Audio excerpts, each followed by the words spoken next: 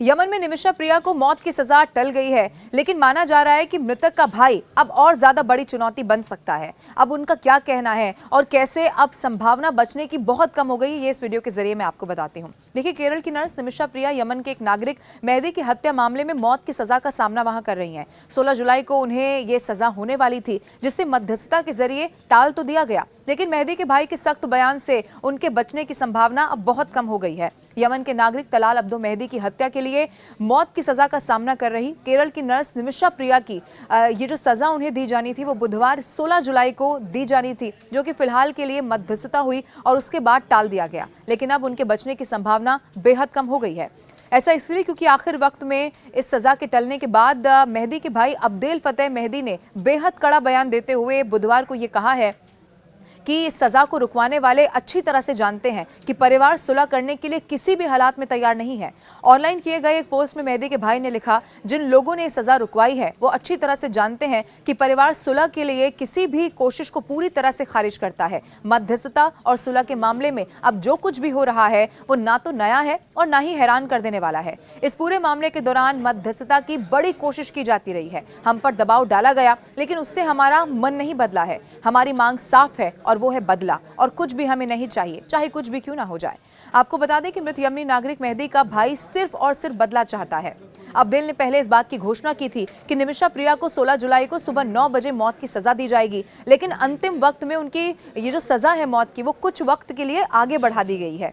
अब इससे निमिषा के परिवार को मेहदी के परिवार से बात करने और पैसे के बदले उन्हें माफ करने, यानी कि जिसे ब्लड मनी कहा जाता है, उस पर बातचीत के लिए और ज्यादा वक्त मिल गया है। लेकिन मेहदी के भाई के कई रुख को ये जो बार बार ये जो कड़ा रुख देखने को मिल रहा है, उसको देखकर बिल्कुल ये कह पाना मुश्किल हो जाएगा कि परिवार ब्लड मनी के लिए राजी भी होगा या फिर नहीं।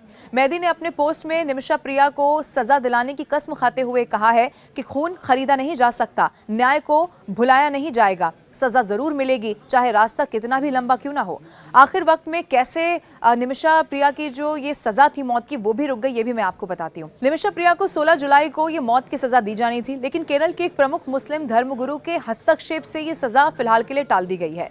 मैं आपको बता दूं कि बताया ये जा रहा है कि 94 साल के कंथापुरम एपी अबू बकर मुसलियार, जिन्हें भारत में ग्रैंड मुफ्ती कहा जाता है, उन्हीं के प्रयास रहे जिसमें 16 जुलाई को निमिषा की जान फिलहाल के लिए बच गई है। अब कंथापुरम के यमन के प्रभावशाली सूफी धर्मगुरुओं के साथ लंबे समय से संबंध है और उन्होंने इस सजा में देरी कराने में महत्वपूर्ण भूमिका निभाई है। केरल के विधायक चांडी उमान ने 11 जुलाई को कंथापुरम से इस संबंध में संपर्क किया और इसी के बाद उन्होंने निमिषा की मौत की सजा जो थी उसमें देरी की कोशिश यहां पर शुरू की। आपको यह भी बता दें, कंथापुरम ने यमन में सूफी विद्वान शेख हबीब उमर बिन हफीज के सामने ये मुद्दा उठाया, जिनके साथ उनके लंबे समय से व्यक्तिगत संबंध है।